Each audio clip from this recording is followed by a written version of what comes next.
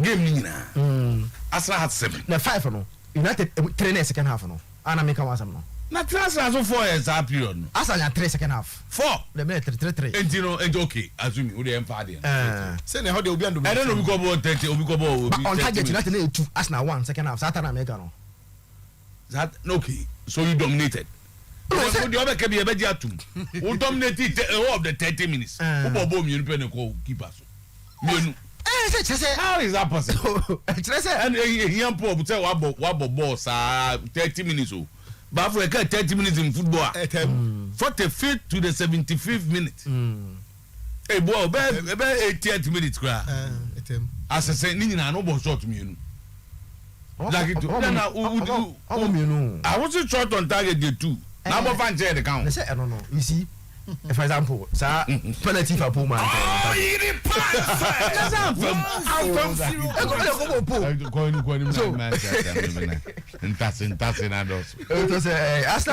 you see, one thing. I think one thing is, I mean, if you say Rafranic, I've seen teams beating Arsenal. To say Patrick Vieira, they do 2 things. Najibu can Arsenal team no. Why we're carefully, and there's also Odegaard. Now so making sure the balls being Kozaka. I cannot that 7 Saka. Madam for no. That's all. Arsenal be will be a sango for me in the bar. But he decided to use Alex Telles. And you know what they attack. No, I got to an half hour my first good. No. And I know as I am now.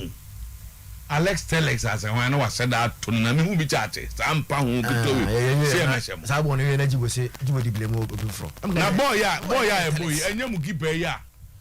Can you be says to? Na some of them keep an anchor catch 7. You give what Tibom you pay. Ah, that be. Yeah, he made check stars no. Oh, you say check me. Now ready the year che. Wow, is it the year? Omu nya 446. You can say me nya say. The year boy ya e kwese kwa no year people mu.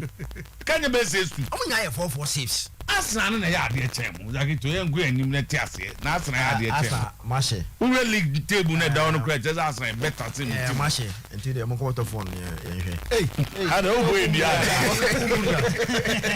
Boy dia na. Champions League there. Mu Arsenal be kobi. Mo ko. Ye koni e kogu e 19-1. But say do baby no obemo bugaka. But na minim say. Na minim say beat as a Chelsea. Na we your poker them United then be draw. Yeah.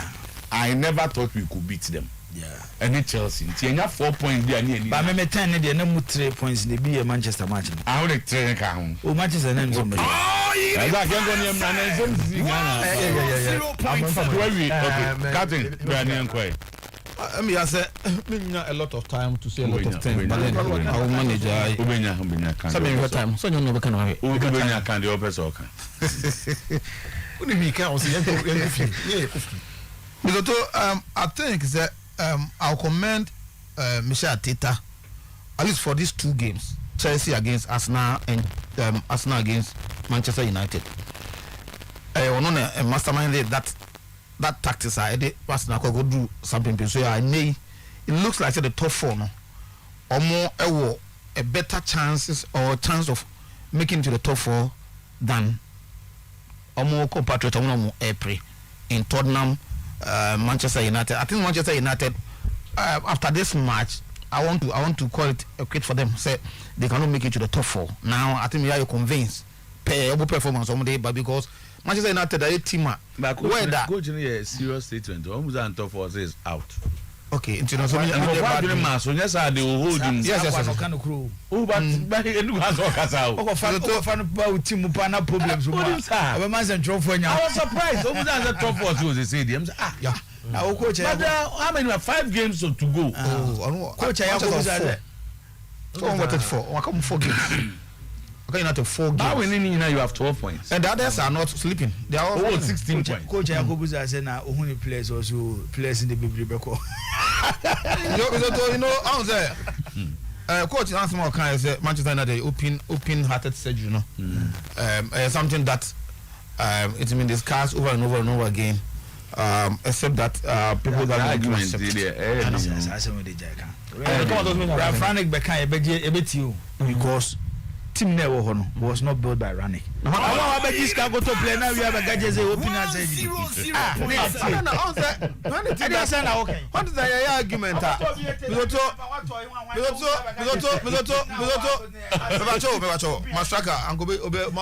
Because there were a lot of issues about this kind of Ronaldo. I don't as an argument except for the best argument.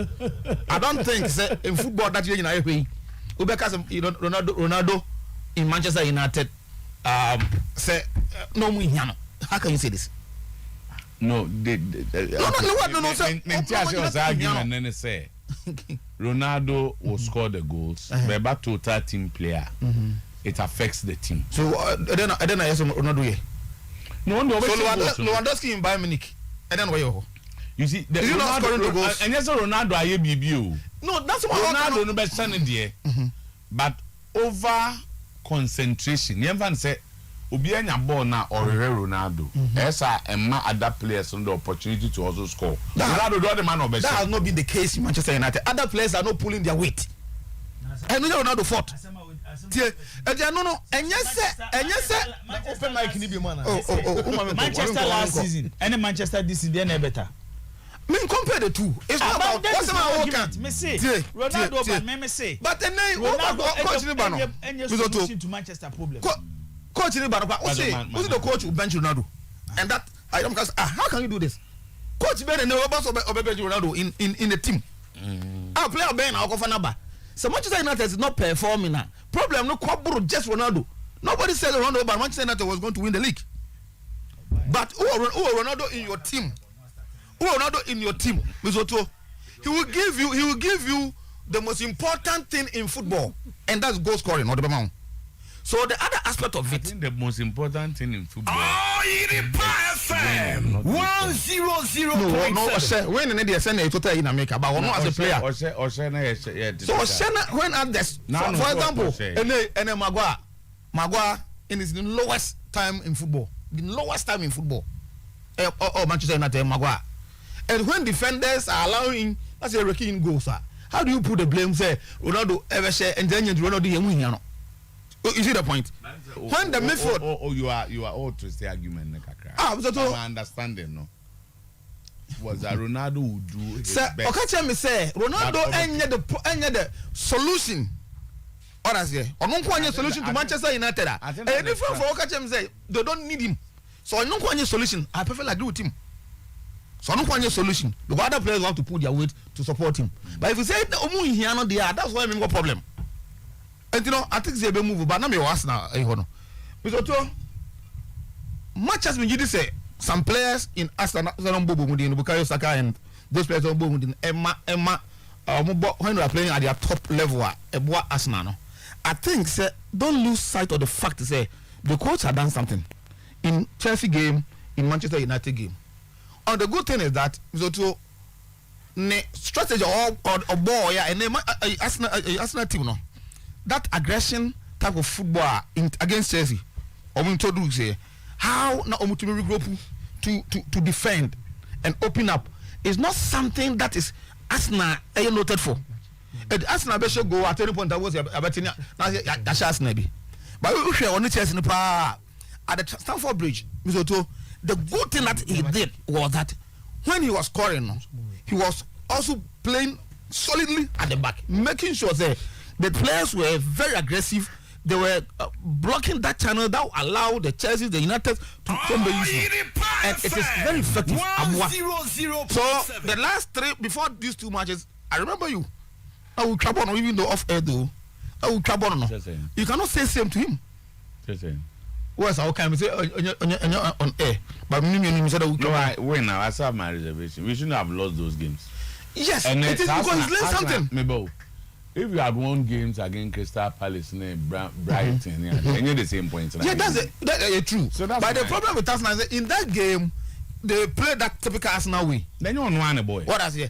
But when the coach tried to tweak a system, a commander, and never be Arsenal at the poor position, I think I like it. The Okoboy Chelsea in Manchester, he did not do same against Crystal Palace and Brighton. And one other game. There's another one. that 3 games Arsenal. Who said they are more better say? So I'm saying say Arsenal philosophy. no, you need philosophy you Arsenal say. Is the matter? No, who change the coach you have no philosophy again no. Who say They don't go for Ten Hag ba. What on philosophy no dey am Ten Hag. You know, the point is that baby I know you drew no. Then you can say you lose so disgracefully to Crystal Palace. Because I need special side. Yeah. Again, the Brighton game. Nina on one decisions and you lose our games no. But so say one year no. No, according to son into me case one year Samuel na. I don't regret it because ono na na ye gina baby ye gina nei. Asemba no tobo. If you had won those games and next year Chelsea on Asemba no tobo. Kenyan say Tottenham for any challenge. Asemba no tobo. No, so before say me a lot of credit I will give to the manager. Now to Tottenham, even though the still hopes it's not lost, okay. But I think say Antonio Conte is not solving Tottenham problem. No, say na you see no. So the problem with Tottenham, continuously being inconsistent in their play, no, and not affect us in the first. And then Antonio Conte by you see some games now, but at the point in time, who's not tough for no? Time Arsenal surrender the 3 games, I know will be a few between their banner, Arsenal surrender, you know. Now I know it's okay. But we want to go to Brighton. Saturday I was listening to Striker and I was saying Brentford, in this run in a baby or her, I want to show prowess. You're draw. Okay. So I think it's Onoso is being inconsistent doing the running, and then one at the trump card Arsenal. Okay. If our friends are Teta, able to make that momentum now, they are bad the last 2 games now. So to I don't believe against West Ham. You see them. Yeah, a tough game. You are massive now. Yeah. Sit down. Who's them initially and today. Okay. Actually, I can't offer him. That's fine. Harry Kane. Remember my asked for. They say there what free position you know. And you know good German court baby for a crowd. If you watch Tottenham these days, who's a Unidimbe Mwache? As one man or Sano. Or Samba. Maybe I know be team now. Na team papa biabo team ebe bua number like Arsenal. Oh no. Over the weekend we had some interesting local Ghana Premier League matches. And once again refereeing SABA issue and as officiating SABA issue. It's gotten to a point maybe Mr. T can was not long ago say Yambo referees no. Tama Yambo referees no in that a do pointer as I said baby a omo ball no ma yama ye nya ani di akira ye tena ha ye kan ya ka bibia aka VR no zo ko FM. Yes, expensive. 0.7. Zaki to say VR no mo chia no ma. Manchester player no offside. Hey. You have almost said I was on line. I don't hold on. Very expensive. But to save the sanity and the sanctity of the game, no. He has said, "You book and the referee be on." Tama, sa referee now, sa penalty now. Referee create o Kumase and run. For create. Create. You are blessed, you know. What you say na Abia or VR for no. Obutu ne na ba ko. He. Aso obutu ne na we. We no.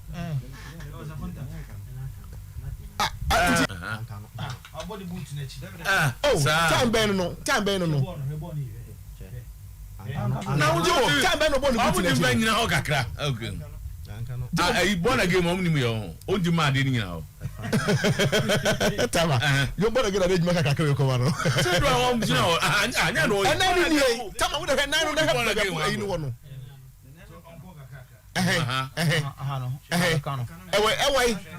Very minimal.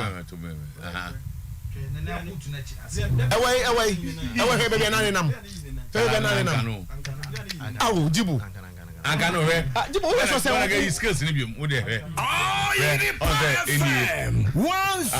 100.7. Ne na no za hana. Say ubona unane man chance awo. Ai. Ba we oh. Oh, you na free. Obi anam the baby. Bakuna I'm not interested. Bakuna I'm not interested. On say mo am directly born again. I'm mpana chewa. Boy, you pancho. Okay. Wow. This is just a creation of Yao to pardon him. Pardon him. Said they will not complain. They will not complain to the FA. Na say go form to because you video. And I say so mo koyo ma dey there na. Because you video bi. Anyway, it we no. Yeah. Because him na me ntia so because me phone na hair ball. Ntia me say I me phone na that me anasesen. I want go park. Mpacho there bi. O say we contingent here. Good. But the last four now, it looks like something might have. Oh, it perfect. Any. 1-0. Any. And then this form. And then we say Becano, this form no. Nya 99 na yeka hwasa. Cannibals are home. Elsewhere, they will provide you all angles and give you a slow motion at the same time. Kenya na zakito so mo say dey twa. Amomo nya daji video in an air condition. You bless. You bless kwana time of the supposed kick. Any. That the born again was MPB. Tama. Etumani. Tama unim. Where would have kick supposed kicking in. Supposed kicking in the replica one. Oh no. Apa him. I agree. Tina me say Tama yemwa wo no. So he took a risk. According to according to other checks no. Oka kire mpanimfo bi. In fact, I was say we dey na oni match bi abi. We dey omo fanche no. Also oni match bi abi. Papa ni be hu. Ayi dey okay because. Eti o drink at home. I said no, I said you be complain. There be na no omo ka say video. Omo hu video. Okay. Because complain MBC baby. Mo da punish referee. Sir, I get way for be by time. No more than no more Manchester. Agreed. Me problem. Well, it affects attendance. But we the league so. The way to winning. Mama, okay, yeah, omo that league so. Then let me take you to Pokunti first season 2013-2014. Pokunti first season. Yeah, no mo je double. Yeah. Kotoko Liberty. Oh, it is FM 100.7. Kotoko Hazakes 8,439. Same season. Kotoko Brekum Chelsea, yes, 6,016. Kotoko Edibiase 15,000. Kotoko Ediana 6,177. Kotoko Mediama 6,446. Kotoko Duas 4,438. Kotoko Amedaus 2,617. Kotoko Bichim 6,360. Kotoko Wow Stars 6,046. You can no idea na tu omu. I'm not there. I tell you There be some I'm that's the going to. I'm not there with the 4-1 in you. Okay. I'm not there with the 4-1 in you. It's not person me say. To know. Meanwhile, The will raise issue say when they are on top of the league. And I make say ade no start free baby. Na ya antena se ya say ade a ebe ebedu stage bia ebe go for problem aba. The next year that Say what the mention. Oh yeah, It's me man enye say ebia ene na ehya ase. E ya ade a start way back. Getting worse now. And only baby a me worry one no. And to even in where say ya kan nyina no. League games aye bona e sini Panko Stadium no. Kotoko supporters ko stadium chen game bia. Oh, say they've been on Ghana Kotoko And no crime man serious. na say strikers who go first asem nobody a. Who go first asem kese pa na dia aba no. Atem kese. That time dia no ono hwe ye hwe ne match pa no 2,500. And telephones no. We need to talk about it. I think that for the penalty you know be jama se Kotoko so omo enko Tesla no. In fact, yes. Or dangerous. I know that because of what you know atukwe no. Yes. go for Chelsea. Who can Michel Otu no. Michel Otu. You don't have number 10 just now can I say. Yeah. Atukwe Atukwe 10 just yes. Atukwe no Chelsea. Chelsea. Okay. So na ya adwuma ni nyina. Of course, to Yeah, say. in a adwuma no. Otu no. No, Hans Kofi. No, So na no the brand. Sounds coffee dey finish. No, second goal no. On the link man. The second goal no. He made it on a finish here. But sorry. Maybe you pick a ball just after the center line. Penalties on the map penalty. Defenders no bom. And that boy for the team that boy na no start to discuss. Team our ball Ghana hang na bebe the last 10 years or so no. Team bi will make mark. But me who no so influential I won side teams no against Kotoko than no there no. It's not me surprised when you're man of the match. The goals will share and that stuff. And I think that the coach, as I know, the coach has admitted that it was a bad day in office, which I perfectly agree with that. That's why I respect him for that. He easily understands a mistake or jitum and he tries to move on. It's just a matter of time. Because there was supporters, I know they were not happy. Then I make say, the last team be Kumasi away by 3-1. Now me coach White, Nana White, okay, give visa. Yes. Go any Nana from Pomo. Maybe I'm not sure I catch him. The chase in Sobebi. Others we got 3-1 against Kotoko Kumasi. And times. And of emphatic. Emphatic. Go for the game. Yes, and yes, lack. In so sure was. So, I think that to the make a coach Nadia Tumno, he will work on that. Nipa, the obe suffer far from Kotoko winning. Kotoko losing. So what for? Usually, now because the teams are can see lose 3 matches on the trust. Yeah. But Wafa, in your points, we change with the Drew.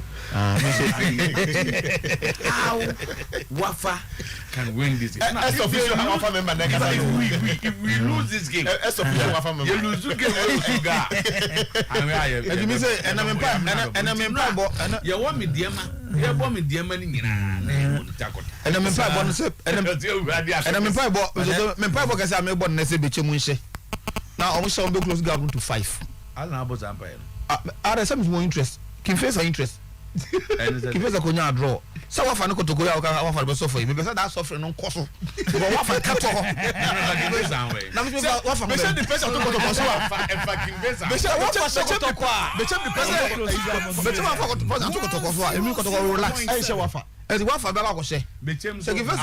The next home match for Wafa baby. Hey, I never say. I don't know. I'm a chamboria. But you are about to booking face. I do very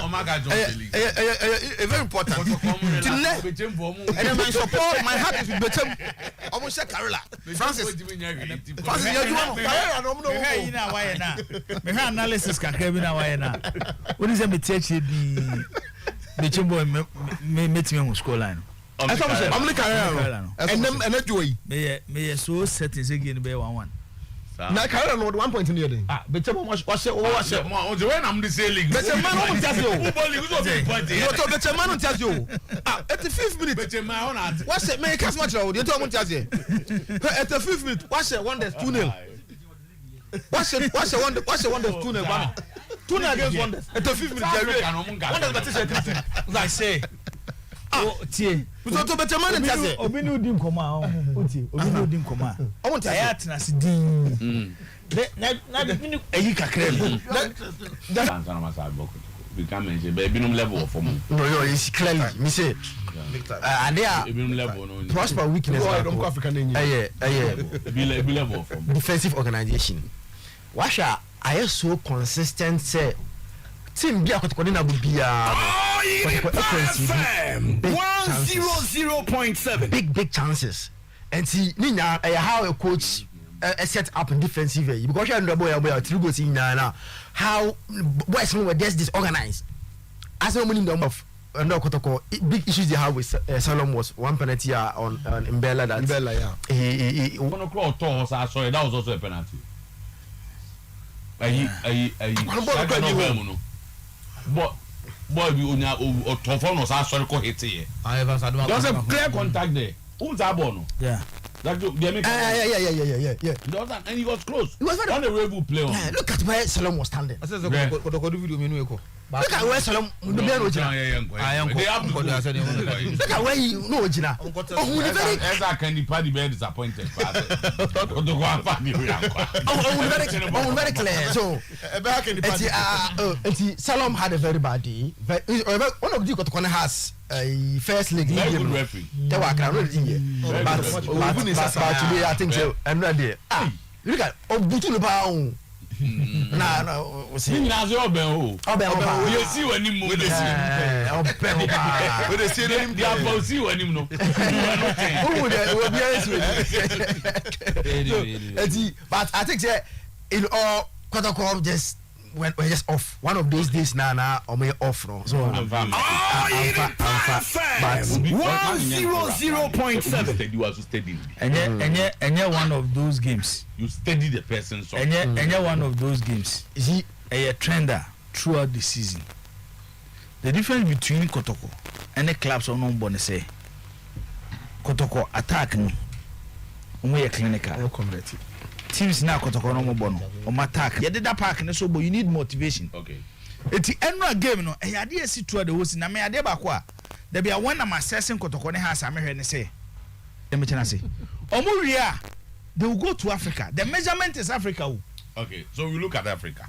The measurement is Africa general. But one thing so they say. Me heard Kotoko team na me who so me a bit disjointed. One thing about football I've seen and known they say first season it's difficult to have a compact team. Coach introduced you a lot of these young players. In the Africa he's building. But say Ekoba say on say one a year constant. It's in there. Na esichina. Ade chen na esi. Ade chi bi ma na esi. Na esisi a. Na e problem. Mami ni we nwi na. Enu say me see am so too. We are not to aso man. Enu ya last one to aso. No better aso. Me yes. Oruka onyi ni so to aso. Me for 1 minute we na do. Me be ya bubu. We are